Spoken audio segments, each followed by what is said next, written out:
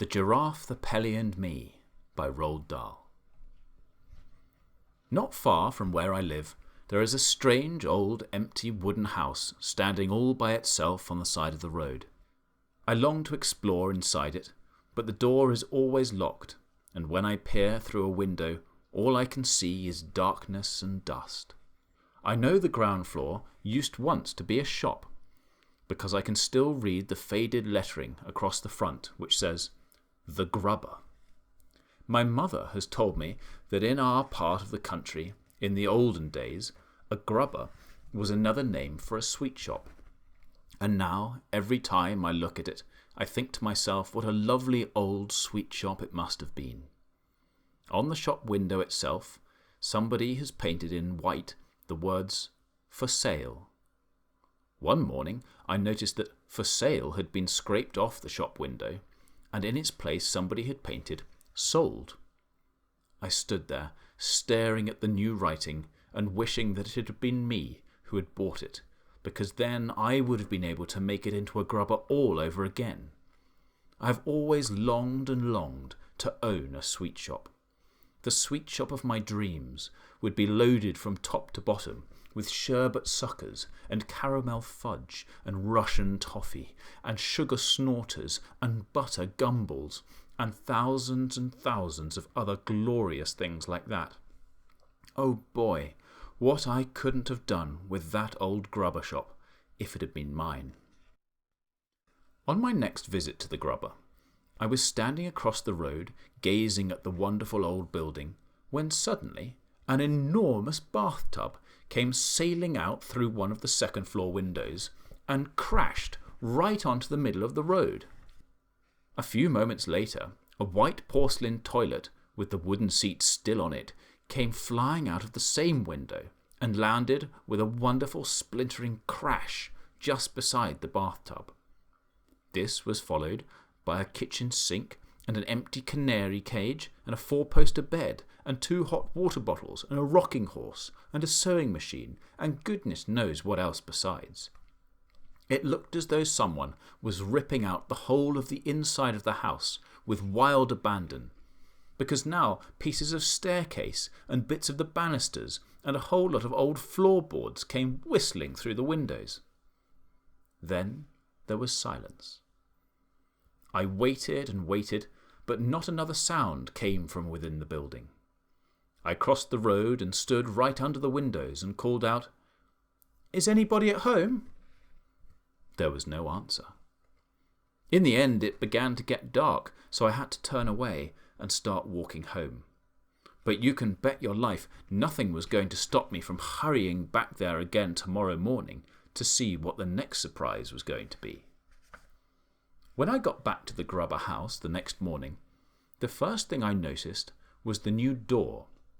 The dirty old brown door had been taken out, and in its place someone had fitted a brand new red one. The new door was fantastic. It was twice as high as the other one had been, and it looked ridiculous. I couldn't begin to imagine who would want a tremendous tall door like that in their house, unless it was a giant. As well as this, somebody had scraped away the sold notice on the shop window, and now there was a whole lot of different writing all over the glass. I stood there, reading it, and trying to figure out what on earth it all meant. The Ladderless Window Cleaning Company. Get your windows cleaned without a lot of dirty ladders leaning against your house. I tried to catch some sign or sound of movement inside the house, but there was none. Until, all of a sudden, out of the corner of my eye, I noticed that one of the windows on the top floor was slowly beginning to open outwards. Then a head appeared at the open window. I stared at the head. The head stared back at me with big, round, dark eyes. Suddenly, a second window was flung wide open, and, of all the unexpected things, a gigantic white bird hopped out and perched on the windowsill. I knew what this one was because of its amazing beak, which was shaped like a huge orange-coloured basin. The pelican looked down at me and sang out, "Oh, how I wish for a big fat fish. I'm as hungry as ever could be. A dish of fish is my only wish. How far are we from the sea?" "We're a long way from the sea," I called back to him. "But there is a fishmonger in the village not far away." "A fish what?" "A fishmonger." "Now what on earth would that be?" asked the pelican. "I've heard of fish pie and a fish cake and a fish finger, but I've never heard of a fishmonger. Are these mongers good to eat?" This question baffled me a bit, so I said, "Who is your friend in the next window?" "She is the giraffe," the pelican answered. "Is she not wonderful? Her legs are on the ground floor and her head is looking out of the top window." As if all this wasn't enough, the window on the first floor was now flung wide open, and out popped a monkey. The monkey stood on the windowsill and did a jiggly little dance. He was so skinny he seemed to be made only out of furry bits of wire, but he danced wonderfully well, and I clapped and cheered and did a little dance myself in return. "We are the window cleaners," sang out the monkey. "We will polish your glass till it's shining like brass and it sparkles like sun on the sea. We are quick and polite. We will come day or night, the giraffe, the Pelly and me. We're a fabulous crew. We know just what to do, and we never stop work to drink tea. All your windows will glow when we give them a go, the giraffe, the Pelly and me. We use water and soap, plus some kindness and hope, but we never use ladders, not we. Who needs ladders at all when you're 30 feet tall? Not Giraffe, and not Pelly, not me." I stood there enthralled.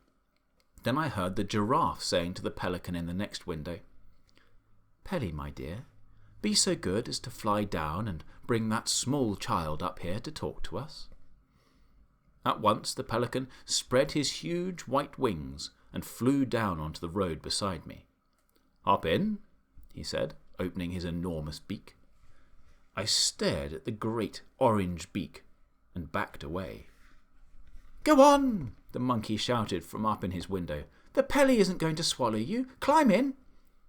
I said to the pelican, "I'll only get in if you promise not to shut your beak once I'm inside." "You have nothing to fear," cried the pelican. "And let me tell you why. I have a very special beak. A special beak have I. You'll never see a beak so fine. I don't care where you go. There's magic in this beak of mine. Hop in, and don't say no." "I will not hop in," I said, "unless you swear on your honour you won't shut it once I'm inside. I don't like small dark places." "When I have done what I'm just about to do," said the pelican, "I won't be able to shut it. You don't seem to understand how my beak works." "Show me," I said. "Watch this," cried the pelican. I watched in amazement as the top half of the pelican's beak began to slide smoothly backwards into his head, until the whole thing was almost out of sight. "It bends and goes down inside the back of my neck," cried the pelican. "Is that not sensible? Is it not magical?" "It's unbelievable," I said. "It's exactly like one of those metal tape measures my parents have at home. When it's out, it's straight. When you slide it back in, it bends and disappears." "Precisely," said the pelican. "You see, the top half is no use to me unless I'm chewing fish. The bottom half is what counts, my lad.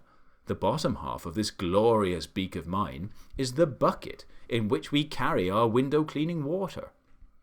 So if I didn't slide the top half away, I'd be standing around all day long, holding it open.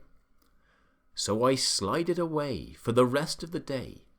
Even so, I'm still able to speak, and wherever I've flown, it has always been known as the pelican's painted beak.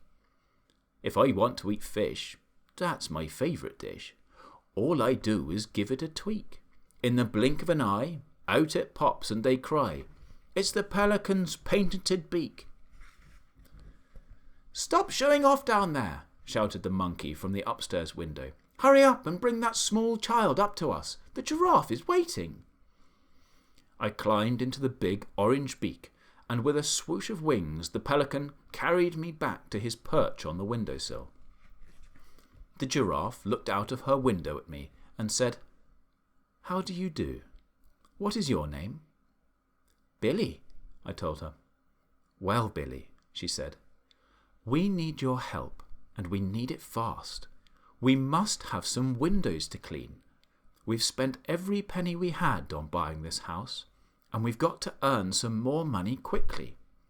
The Pelly is starving, the monkey is famished, and I'm perishing with hunger. The Pelly needs fish, the monkey needs nuts, and I am even more difficult to feed.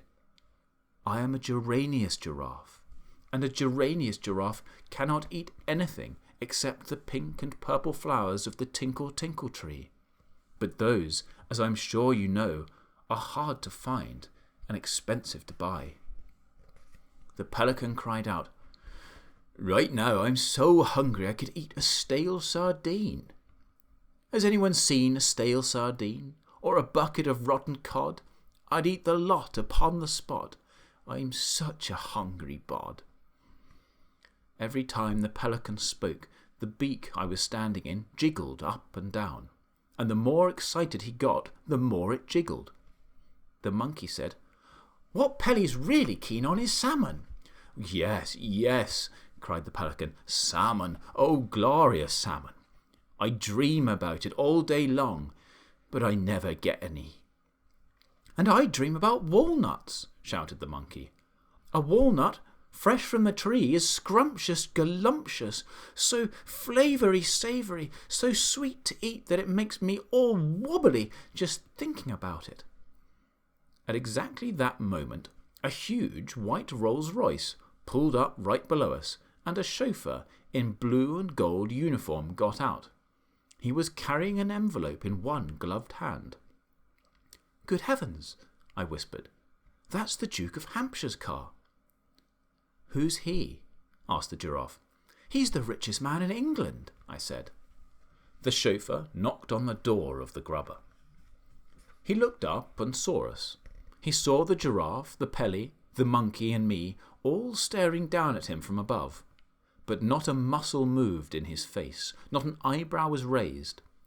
The chauffeurs are very rich people and never surprised by anything they see. The chauffeur said, "His Grace, the Duke of Hampshire, has instructed me to deliver this envelope to the Ladderless Window Cleaning Company." "That's us!" cried the monkey. The giraffe said, "Be so good as to open the envelope and read us the letter." The chauffeur unfolded the letter and began to read.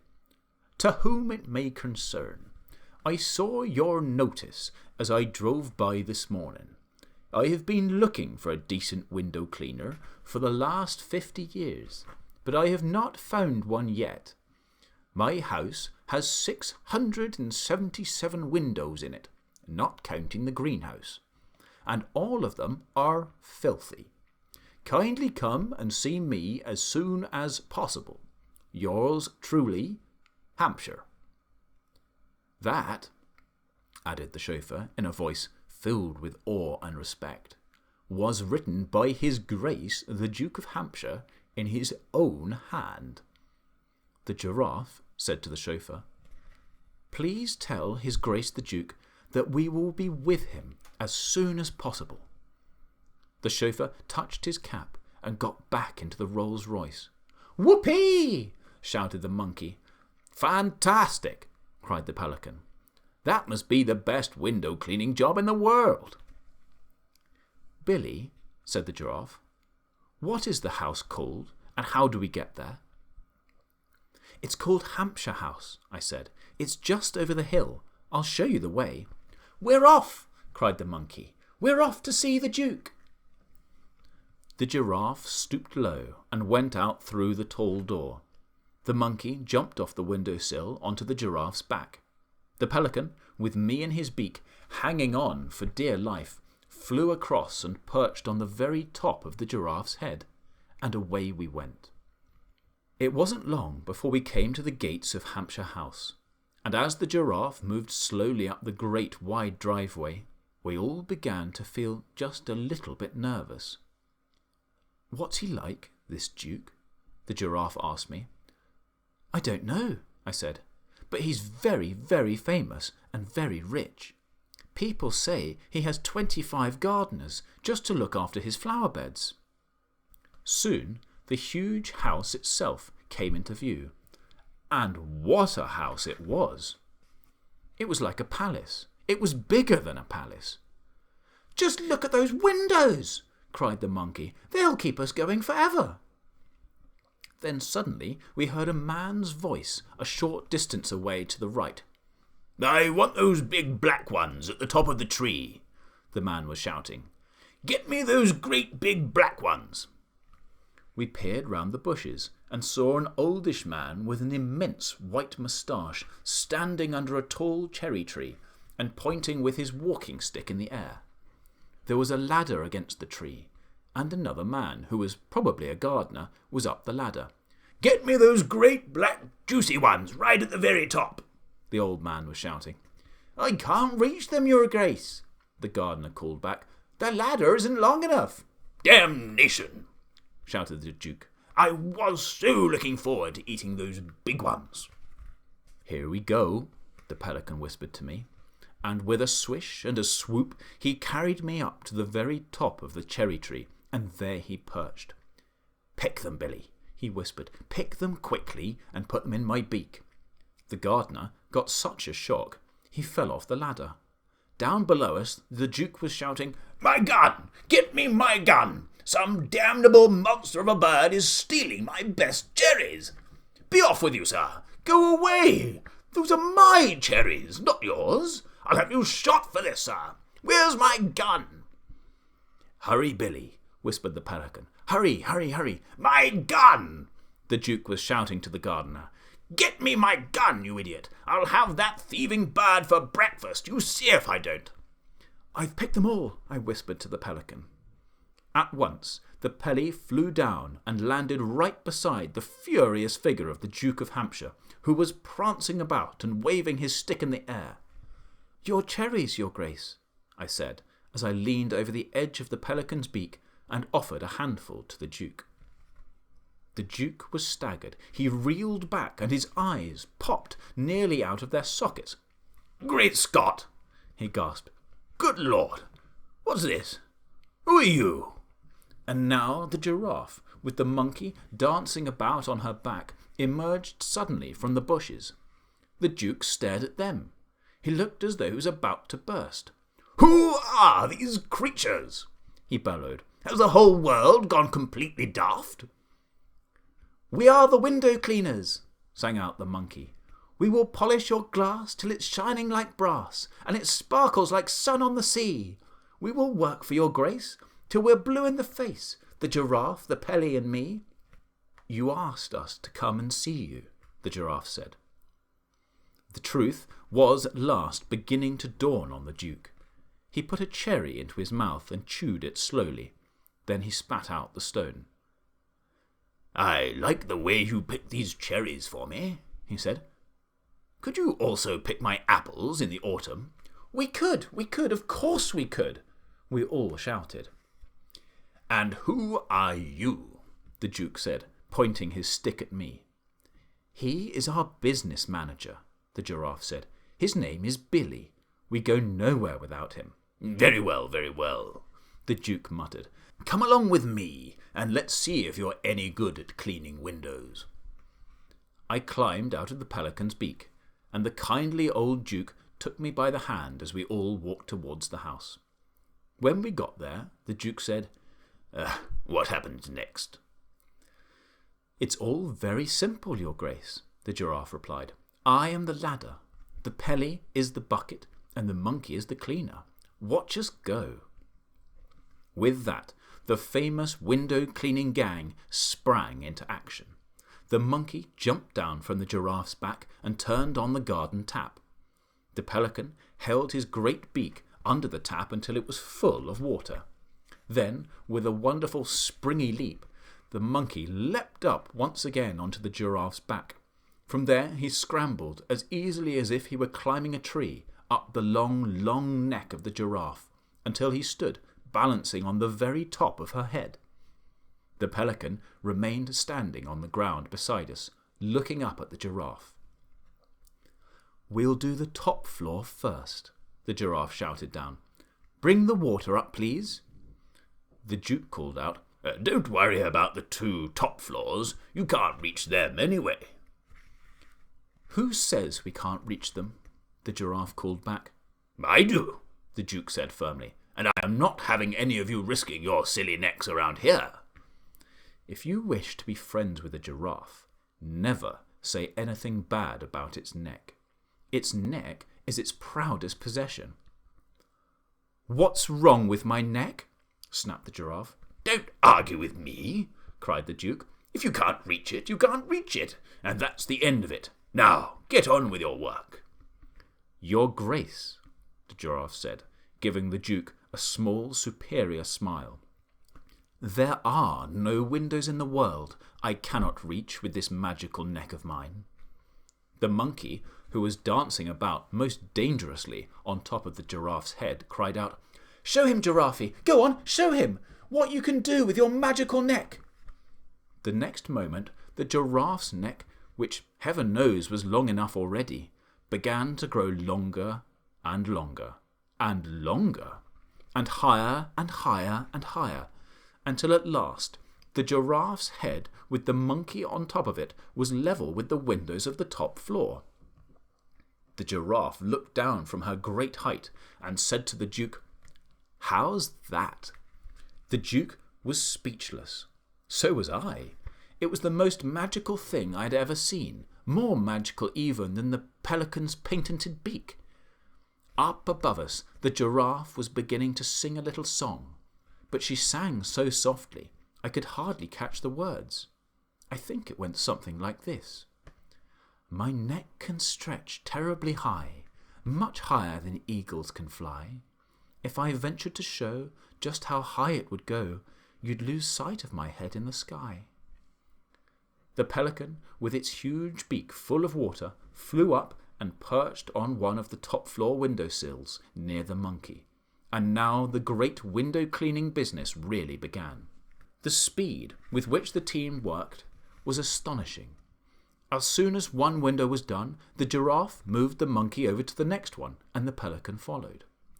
When all the 4th floor windows on that side of the house were finished, the giraffe simply drew in her magical neck until the monkey was level with the 3rd floor windows, and off they went again. "Amazing!" cried the Duke. "Astonishing! Remarkable! Incredible! I haven't seen out of any of my windows for 40 years. Now I shall be able to sit indoors and enjoy the view." Suddenly, I saw all 3 of the window cleaners stop dead in their tracks. They seemed to freeze against the wall of the house. None of them moved. "What's happened to them?" the Duke asked me. "What's gone wrong?" "I don't know," I answered. Then the giraffe, with the monkey on her head, tiptoed very gingerly away from the house and came towards us. The pelican flew with them. The giraffe came up very close to the Duke and whispered, "Your Grace, there is a man in one of the bedrooms on the 3rd floor. He's opening all the drawers and taking things out. He's got a pistol." The Duke jumped about a foot in the air. "Oh, which room?" he snapped. "Show me at once." "It's the one on the 3rd floor, where the window is wide open," the giraffe whispered. "By gad!" cried the Duke. "That's the Duchess's bedroom. He's after her jewels. Call the police. Summon the army. Bring up the cannon. Charge with the light brigade." But even as he spoke, the pelican was flying up into the air. As he flew, he turned himself upside down and tipped the window-cleaning water out of his beak. Then I saw the top half of that marvellous patented beak sliding out of his head, ready for action. "What's that reckless bird up to?" cried the Duke. "Wait and see," shouted the monkey. "Hold your breath, old man. Hold your nose, hold your horses, and watch the Pelly go." Like a bullet, the pelican flew in through the open window, and 5 seconds later out he came again, with his great orange beak firmly closed. He landed on the lawn beside the Duke. A tremendous banging noise was coming from inside the pelican's beak. It sounded as though someone was using a sledgehammer against it from the inside. "He's got him!" cried the monkey. "Pelly's got the burglar in his beak!" "Well done, sir!" shouted the Duke, hopping about with excitement. Suddenly he pulled the handle of his walking stick upwards, and out of the hollow inside of the stick itself he drew a long, thin, sharp, shining sword. "I'll run him through," he shouted, flourishing the sword like a fencer. "Open up, pelican. Let me get at him. I'll run the bounder through before he knows what's happened to him. I'll spike him like a pat of butter. I'll feed his gizzards to my foxhounds." But the pelican did not open his beak. He kept it firmly closed and shook his head at the Duke. The Giraffe shouted, "The burglar is armed with a pistol, Your Grace. If Pelly lets him out now, he'll shoot us all." "He can be armed with a machine gun, for all I care," bellowed the Duke, his massive moustache bristling like brushwood. "I'll handle the blighter. Open up, sir, open up." Suddenly there was an ear-splitting bang, and the pelican leapt 20 feet into the air. So did the Duke. "Watch out!" the Duke shouted, taking 10 rapid paces backwards. "He's trying to shoot his way out." And pointing his sword at the pelican, he bellowed, "Keep that beak closed, sir. Don't you dare let him out. He'll murder us all." "Shake him up, Pelly," cried the Giraffe. "Rattle his bones. Teach him not to do it again."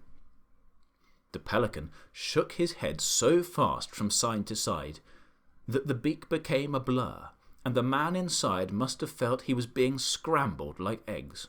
"Well done, Pelly," cried the Giraffe. "You're doing a great job. Keep on shaking him so he doesn't fire that pistol again."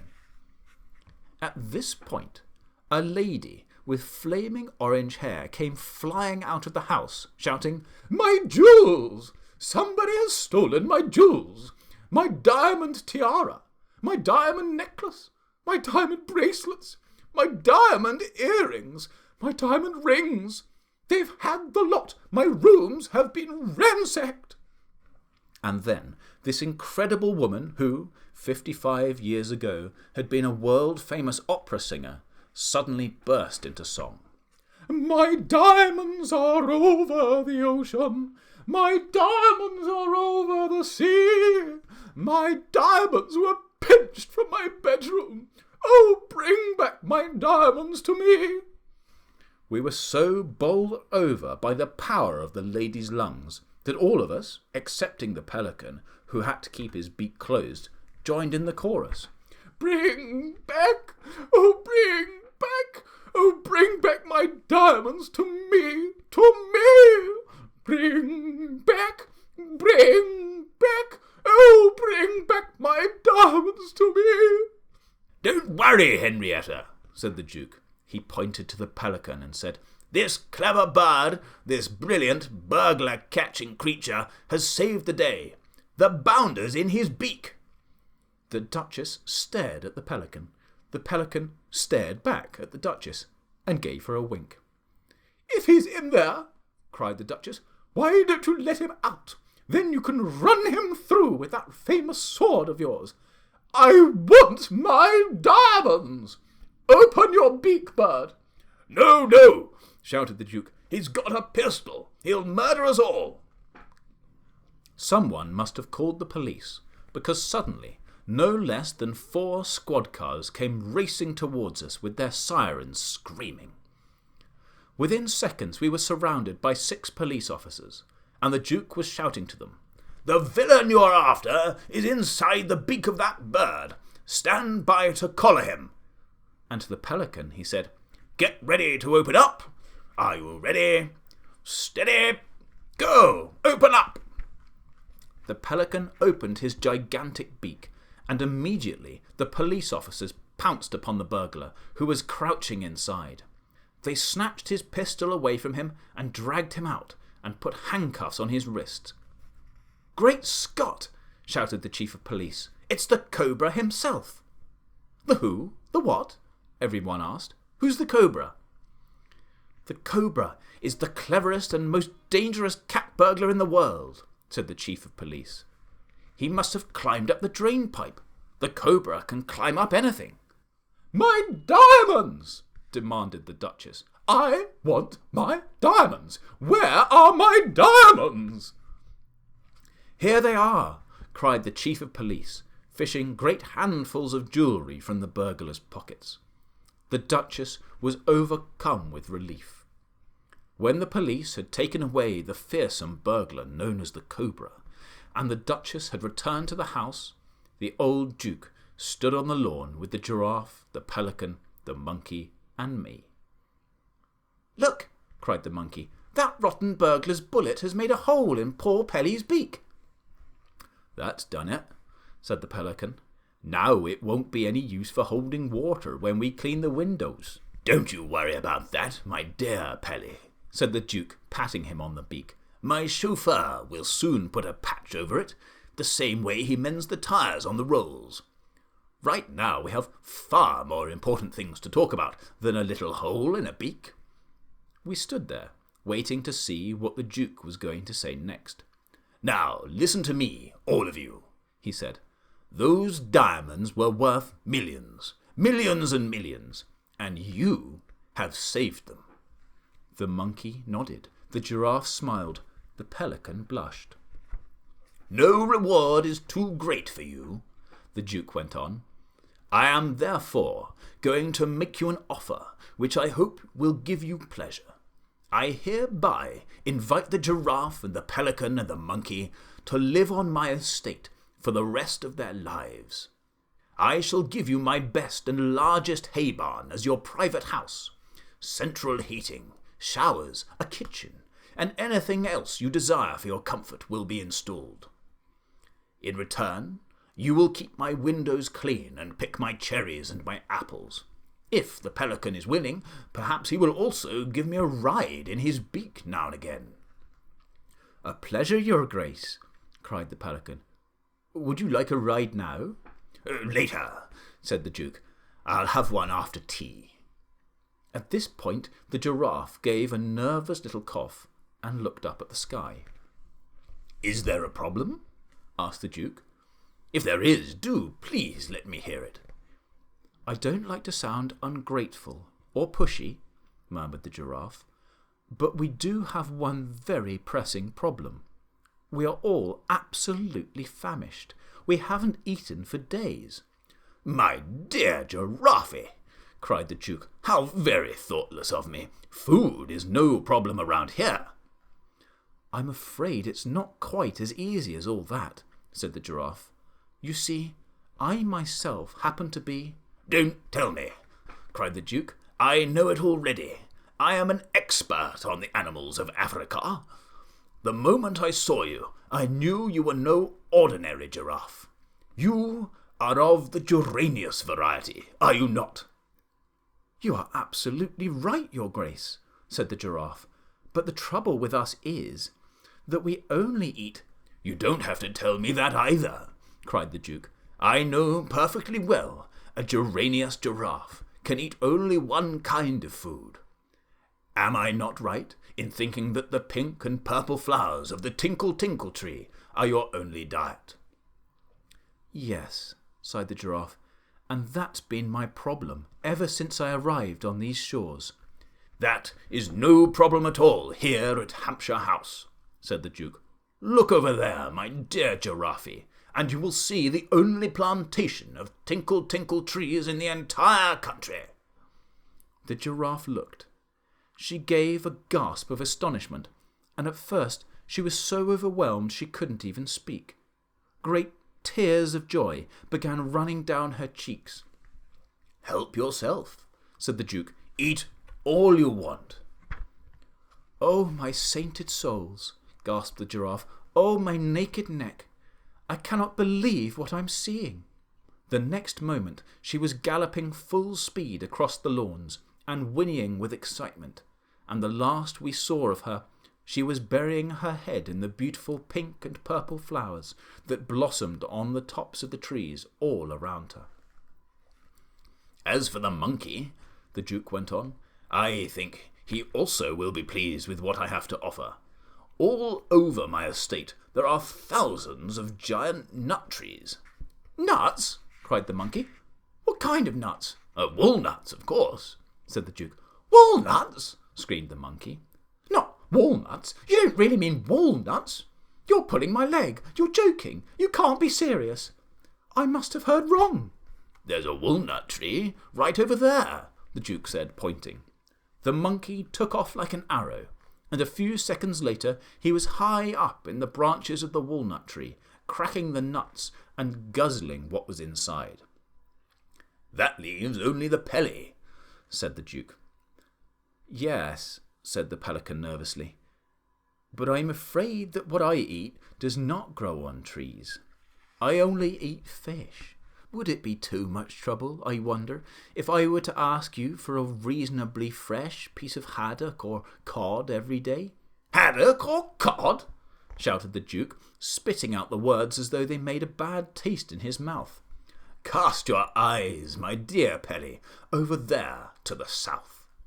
The pelican looked across the vast rolling estate, and in the distance he saw a great river. That is the River Hemp, cried the Duke, the finest salmon river in the whole of Europe. Salmon? Screeched the pelican.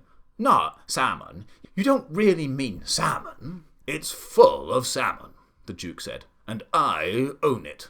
You can help yourself. Before he had finished speaking, the pelican was in the air. The Duke and I watched him as he flew full speed towards the river. We saw him circle over the water, then he dived and disappeared. A few moments later, he was in the air again and had a gigantic salmon in his beak. I stood alone with the Duke on the lawn beside his great house. Well, Billy, he said, I'm glad they are all happy. But what about you, my lad? I am wondering if you happen to have just one extra special little wish all for yourself. If you do, I'd love you to tell me about it. There was a sudden tingling in my toes. It felt as though something tremendous might be going to happen to me any moment. Yes, I murmured nervously. I do have one extra special little wish. And what might that be? Said the Duke in a kindly voice. There is an old wooden house near where I live, I said. It's called the Grubber, and long ago it used to be a sweet shop. I have wished and wished that one day somebody might come along and make it into a marvellous new sweet shop all over again. Somebody? Cried the Duke. What do you mean, somebody? You and I will do that. We'll do it together. We'll make it into the most wonderful sweet shop in the world. And you, my boy, will own it. Whenever the old Duke got excited, his enormous moustache started to bristle and jump about. Right now it was jumping up and down so much it looked as though he had a squirrel on his face. By gad, sir, he cried, waving his stick, I shall buy the place today. Then we'll get to work and have the whole thing ready in no time. You just wait and see what sort of sweet shop we're going to make out of this Grubber place of yours.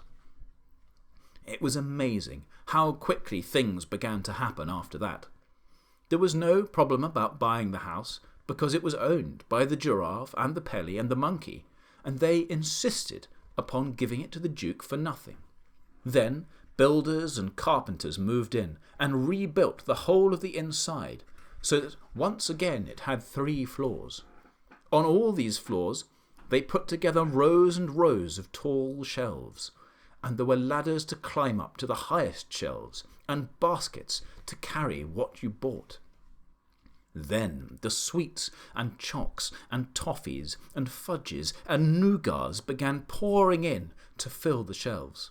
They came by aeroplane from every country in the world, and the most wild and wondrous things you could ever imagine. There were gump whistlers and fizzwinkles from China, froth blowers and spit sizzlers from Africa, tummy ticklers and gobwangles from the Fiji Islands, and lip lickers and plush nuggets from the land of the midnight sun. For 2 whole weeks, the flood of boxes and sacks continued to arrive. I could no longer keep track of all the countries they came from. But you can bet your life that as I unpacked each new batch, I sampled it carefully. I can remember especially the giant wangdoodles from Australia, every one with a huge ripe red strawberry hidden inside its crispy chocolate crust, and the electric fizz cocklers that made every hair on your head stand straight up on end as soon as you popped one into your mouth, and the Wanish nobblers and gum glotters and blue bubblers and sherbet slurpers and tongue rakers. And as well as all this, there was a whole lot of splendid stuff from the great Wonka factory itself. For example, the famous Willy Wonka rainbow drops. Suck them, and you can spit in 6 different colours. And his stick-jaw for talkative parents. And his mint jujubes that will give the child next door green teeth for a month. On the grand opening day, I decided to allow all my customers to help themselves for free, and the place was so crowded with children you could hardly move. The television cameras and the newspaper reporters were all there, and the old Duke himself stood outside in the road with my friends, the Giraffe and the Pelly and the monkey, watching the marvellous scene. I came out of the shop to join them for a few moments, and I brought each of them a bag of extra special sweets as a present. To the Duke, because the weather was a little chilly, I gave some scarlet scorch droppers that had been sent to me from Iceland. The labels said that they were guaranteed to make the person who sucked them as warm as toast, even if he was standing stark naked at the North Pole in midwinter. The moment the Duke popped one into his mouth, thick smoke came gushing out of the old boy's nostrils in such quantities that I thought his moustache was going up in flames. "Terrific!" he cried, hopping about. "Tremendous stuff! I'll take a case of them home with me." To the Giraffe I gave a bag of voluptuous gobgobblers.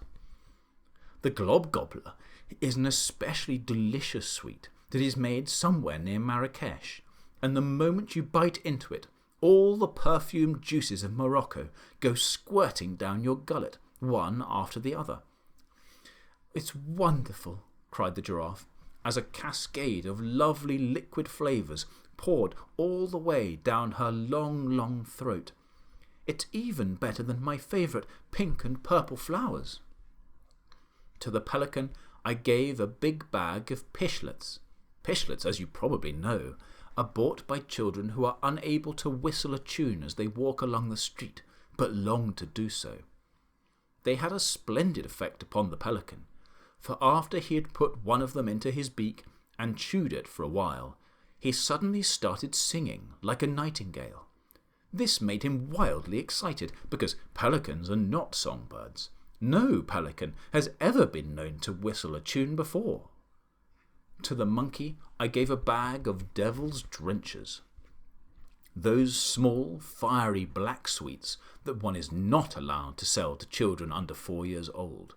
When you have sucked a devil's drencher for a minute or so, you can set your breath alight and blow a huge column of fire 20 feet into the air. The Duke put a match to the monkey's breath and shouted, "Blow, monkey, blow!" A sheet of orange flame shot up as high as the roof of the Grubber house, and it was wonderful. "I've got to leave you now," I said. "I must go and look after my customers in the shop." "We must go too," said the Giraffe. "We have 100 windows to clean before dark." I said goodbye to the Duke, and then, one by one, I said goodbye to the 3 best friends I had ever had. Suddenly, we all became very quiet and melancholy, and the monkey looked as though he was about to cry as he sang a little song of farewell. We have tears in our eyes as we wave our goodbyes. We so loved being with you, we 3. So do please now and then come and see us again, the Giraffe, the Pelly and me. All you do is to look at a page in this book, because that's where we will always be. No book ever ends when it's full of your friends, the giraffe and the Pelly and me.